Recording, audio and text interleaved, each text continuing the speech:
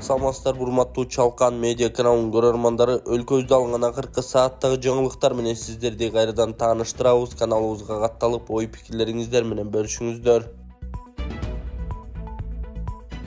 Ноокендин 1986-1987 жылкы мектеп бүтүрүүчүлөрү айылдагы жалгыз бой энеге үй салып беришти. Нокен районунда Оронбек Садырбаев айыл өкмөтүнүн бирдик айылынын номер 31-Жумалы Татыкулов орто мектебинин 1986-1987 жылкы мектеп бүтүрүүчүлөрү айылдагы жалгыз бой энеге үй салып беришти. Бул тууралуу Султан уулу Маданбек мечитинин имамы Ниязбек Ажы Мамытов билдирди. Айыл имамынын айтымында бүтүрүүчүлөр өз айылынын көйгөйлүү маселелерин чечүүдө ар дайым көмөктөшүп келишет. Бул мезгилге чейин дагы бир топ алгылыктуу иштерге жардам колун сунушкан. Салтка айланган 10 жана 20 жылдык мааракелерди уюштурушкан мектеп бүтүрүүчүлөрү бир күндүк жыргалчылыктын ордуна сооп иштерди жасап, айылдаштарынын алкоосуна татып келишет. Жалгыз бой энеге жана анын балдарына арналып салынган үйгө жалпысынан 2 миллион сомдон ашуун акча каражат жумшалган. Келерки жылкы мектеп бүтүрүүчүлөрү ушул эле үйдүн тегерегин тосуп, дарбаза коюп берерин убадалашты. Ал эми үйлүү болуп кубанып турган эне уюштуруучуларга жана демилгечилерге ыраазычылыгын билдирген. Сооптуу иштин башында турган 1987 жылкы балдардын мындай аракети айыл элин кубанткан деп айтылат маалыматта.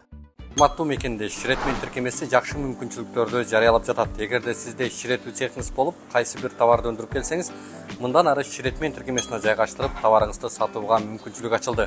Ошондой эле курулуштарга жакшы ширетүүчүлөрдү Ширетмен тиркемесинен табууга болот. Ал үчүн Ширетмен тиркемесин Google Play'ден же App Store аркылуу жүктөп алып, регистрация кылып коюу жетиштүү болот. А эгерде автоунааңыз бузулуп, уста издеп жаткан болсоңуз, дал ошол Ширетмен тиркемесинин иштөө принциптеринде эле автомен тиркемесин көчүрүп алып пайдалансаңыз болот. Автомен тиркемеси аркылуу автоунаа усталарын оңой тапканга, алардын түрлөрү же тажрыйбасына карап, автоунааңызды оңдотуп алсаңыз болот. Кененирээк маалыматтарды төмөндөгү Instagram баракчадан же сайт аркылуу таанышсаңыздар болот. Кыргызстандык альпинист Эдуард Кубатов кычкылтексиз Макалу чокусун багындырды. Кыргызстандык альпинист Эдуард Кубатов Гималайдагы Макалу чокусуна кычкылтек жок чыкты. Непалдагы Гималай тоосундагы Макалу чокусу 8485 метр бийиктикте жайгашкан. Бул тоого кыргыз туусу 30-майда саат 9:30да көтөрүлдү. Ушул аябай оор чокуга кычкылтек колдонбой чыктым. Бул кыргыздын тарыхында биринчи жолу кара доо, оор тоо болду. Суук, шамал жана бийиктик жаратканым жеңишимди берди. Ушул жеңишимди элиме жана жериме арнадым. 1924-жылы Кара Кыргыз автономиялуу облусунун түзүлгөнүн унутпаңыздар. Дал ушул окуя көз карандысыз Кыргызстандын түптөлүшү менен байланышып турат, деди ал. Белгилей кетсек, Эдуард Кубатов ага чейин 20-майда Гималай тоосундагы 8516 метр бийиктикте жайгашкан Лходзе чокусуна да кычкылтек колдонбой чыккан. Ошол тоого чыккандан кийин кыргызстандык альпинист Гиннестин рекорддор китебине кирген. Сузактагы кырсык жабыркаган окуучулардын баары ооруканадан чыкты. Жалал Абад облусунун Сузак районунда портер сүзүп кетип, ооруканага түшкөн окуучулар сакайды. Бейтаптардын баары ооруканадан үйлөрүнө чыккан деп билдирди Саламаттык сактоо министрлигинин Жалал Абад облусу боюнча координатор Карманбек Байдавлетов. Айтымында кырсыктан улам жалпы 20 окуучу ооруканага жаткырылып, анын 10-у Бишкекке которулган. Бүгүнкү күндө бейтаптардын баары ооруканадан чыгышты. Акыркысы Бишкектеги ооруканадан 27-майда чыгып келген. Учурда жашаган жер боюнча үй бүлөлүк дарыгерлери борбордун адистеринин көзөмөлүндө, дейт Байдавлетов. Белгилей кетсек, 2-майда Сузак районундагы катмы салуучу жайында Манас айтуу боюнча республикалык кароо сынактуу окуучуларды Hyundai Porter унаасы белгисиз себептерден токтоп турган жеринен жылып кетип тебелеп кеткен. Анын натыйжасында 32 бала ар кандай жаракат алган. Алардын ичинен абалы оор болгон 10 бала Бишкек шаарына жеткирилген. Аталган окуяны ведомстволор аралык комиссия иликтеп, тартиптик жаза жарыялоо, ошондой эле тармактык министрликтердин жана жергиликтүү өз алдынча башкаруу органдарынын жетекчилеринин жана кызматкерлеринин ээлеген кызматтарынан бошотуу сунуштаган. Баардыгы болуп тартиптик жоопкерчиликке 21 кызматкер тартылып, анын ичинен 6 адам ээлеген кызматынан бошотууга көзөтүлгөн. Өмүрбек Бабанов журналист Элеман Карымшаковду сотко берип 1 миллион талап кылды. Мурдагы премьер-министр Өмүрбек Бабанов эркин журналист Элеман Карымшаковду сотко берди. Бул тууралуу маалыматты репортер Кейжиге журналист растады. Анын айтымында саясатчы Фрунзе гипермаркеттер түйүнүн негиздөөчүсү Болот Мамбет Жээнбековдун интервьюсу ар намысыма шек келтирди, ишкердик беделмедөө кетирди деп моралдык компенсация сураган. Ал журналисттен 1 миллион сом жана Жээнбековдон 1 миллион сом өндүрүп берүүнү өтүнгөн. Кече Октябрь райондук сотунда алдын ала сот жыйналышы өттү. Ишти судья Улан Шаматов карап жатат. Дагы бир ирет белгилеп кетейин, мен Бабанов тараптын да пикирин алуу үчүн барганда өздөрү жооп бербей коюшкан, аягында мынтип сотко бергени таң калыштуу болду дейт журналист Элеман Кармышаков. Өмүрбек Бабанов буга чейин сотко Болотмамбет Жээнбековдун интервьюсун өчүрүү талабы менен дагы кайрылган. Белгилеге кетсек, Фрунзе гипермаркеттин мурдагы кожоюну Болотмамбет Жээнбеков Өмүрбек Бабанов аны алдап, үлүшүнө ээлик кылып жатканын айтып чыккан. Жалалбатта автоунаа сүзүп кеткен индиялык кыз набыт болду. Автоунаа сүзүп кеткен Жалалбат мамлекеттик университетинин 1-курсунун студенти Тараун Хан 21 майда набыт болду. Бул тууралуу маалыматты репортер КЖГ облустук ички иштер башкармалыгынан ырасташты. Ал Жалалбат облустук ооруканасынын жандандыруу бөлүмүндө дарыланып жаткан индиялык кыздын 14 майда шаардан Курманбек көчөсүндө Mercedes-Benz үлгүсүндөгү автоунаа сүзүп кеткен. Дагы $21,000 чогулуп калса, мен баламды алып чыгат элем. Бул Эл үмүтү фондунун жетекчиси мен Болотбек Айдаркулов. Ушул досубуздун алдына келип турабыз. Бул досубуз өзүңүздөргө белгилүү болгондой, ошол армияда Кыргыз элинде кызмат өтөп, палчандардын катарында ошол дос болуп жүргөн. Ошол палчан достору кайрылып, ушул досубуз ушундай ооруга чалдыгып, окусаң кырсык болуп, аварияга учурап, ушундай акыбалга түшүп калды деп айтканына байланыштуу кележеге $9,000 буйруса чогулду. Дагы $21,000 жетпей турат туугандар. Алардын ыраазычылыгы үчүн деп дагы да ыхсан кылып кетсеңиздер болот. Ембанк эженин өзүнө ачылган Чынаркул М деп чыгат. Жана ошондой эле Тинькофф банк Данияр С деп чыгат. Ошого кеңири өзүңүздөрдүн ыхсаныңыздарды которуп, ыхсан кылып койсоңуздар болот. Ошол Индия өлкөсүнө операцияга кетет бул жигит. Ал жака $30,000 деп айтылган. Эми ошол $30,000 буйруса барса операция болуп кетет деген үмүттө турабыз. Бул чоң биздин үмүтүбүз, ишеничибиз. Кудай кааласа жакшы болот деген үмүттө турабыз. Сиздерге бул жакта дагы сүрөттөрүн көрсөтүп кетем.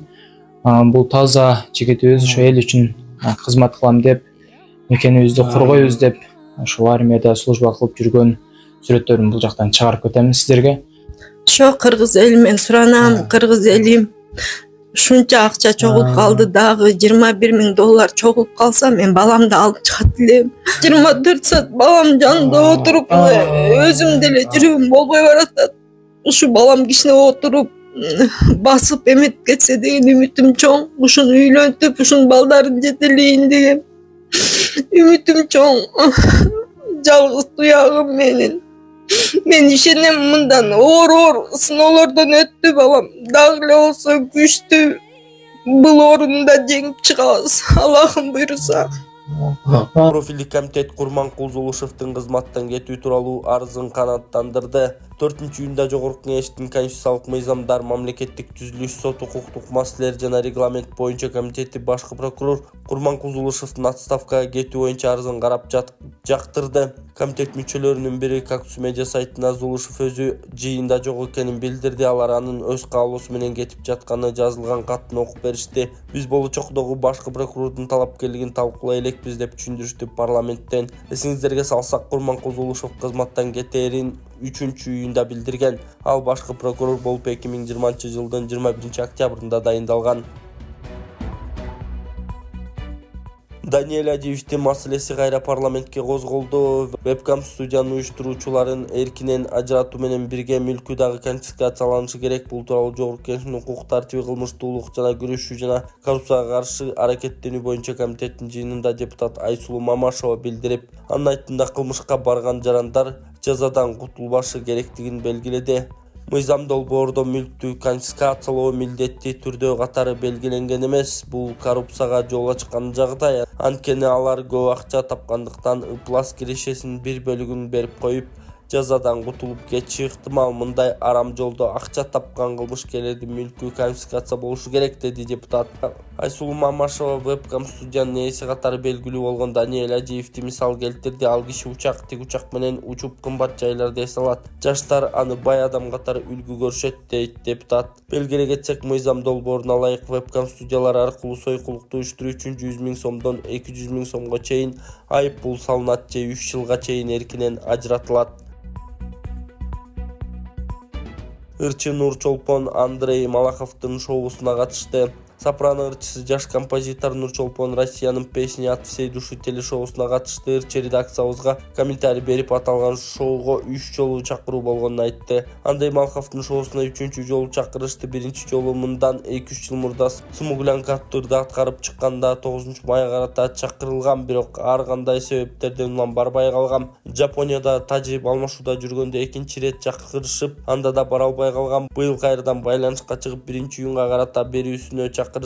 Бул сапарга убактым болуп катышып калдым, дейт ырчы. Нурчолпон мындай программага катышуу чоң жоопкерчилик экенин, аябай сарсанаа болгонун кошумчалады. Телефон аркылуу алдын ала сүйлөшкөндүктөн жашоо турмушубуз тууралуу өзүбүз видеолорду тартып программанын кызматкерлерине жөнөттүк. Алар баарын монтаждап, ар бир конок тууралуу кыскача видео баян жасашты. Тартуу иштери жеңил болду. Жалпы 4 саатка созулду. Башка конокторду дап жатканда кол чаап шаңдуу ыр болсо бийлеп жылмай отурушубуз керек болчу. Мына бирок жарыктар көп болгондуктан 1 сааттан кийин эле чарчап калдык. Ал эми Андрей Малахов бирден менен программаны алып барды. Программанын соңунда башка коноктор менен да жакшы мамиледе болуп калат экенсиң. Ушундай чоң программага катышуу сыймык жана чоң жоопкерчилик болду. Анткени мен өзүм деле көрсөтпөстөн кыргыз улуту жөнүндө сүрөттөмө берейин дегем. Чоң миссияны жакшы аткарып, элди өзүм уят кылбасам экен деп сарсанаа болдум, дейт Нурчолпон. Алай районунда июль айында кар жаады. Ош облусунун Алай районунда 4-июнга караган түнү кар жаады. Бул туурасында Транспорт жана коммуникациялар министрлигинин маалымат кызматы кабарлады. Маалыматка ылайык 4-июнга караган түнү жаап баштаган кардын калыңдыгы 10 сантиметрге жетти. Азыркы таптарда күн бүркөө Алай районуна караштуу Ош Сары Таш Эркеш Тамно жолунда жолдук кардан тазалоо иштери жүрүүдө. Ал үчүн жерине номер 960 жол тейлөө мекемесинин кызматкерлери атайын техникалар менен тартылды. Жолдор ачык, каттан бар. Министрлик айдоочуларга чыңжыр салып алууга эскертти. Пара жеңил атлетика. Кыргызстандык 2 спортчу лицензиялык мелдешке катышууда. Кыргызстандын пара жеңил атлетика боюнча 2 спортчусу Паралимпиадага лицензия ойнотулган Дүйнө Гран-при мелдешине катышууда. Бул тууралуу Дене тарбия жана спорт департаментинен кабарлашты. Мелдеш Швейцариянын Нотлиф шаарында өтүүдө. Турнир 2-июндан башталган. 9-июнда жыйынтыкталат. Курама команданын тизмеси: Жаллидин Абдувалиев жөөгүлүк, Илья Тапкин коштоп жүрүүчү, Гүлназ Жүзбаева көөгүлүк, Юлия Фернас коштоп жүрүүчү. Спортчулар мелдешке башкы машыктыруучу Алмаз Абировдун жетекчилиги алдына катышууда. Эскерте кетсек, Паралимпиада оюндары Парижде 28 августтан 8 сентябрга чейин өтөт.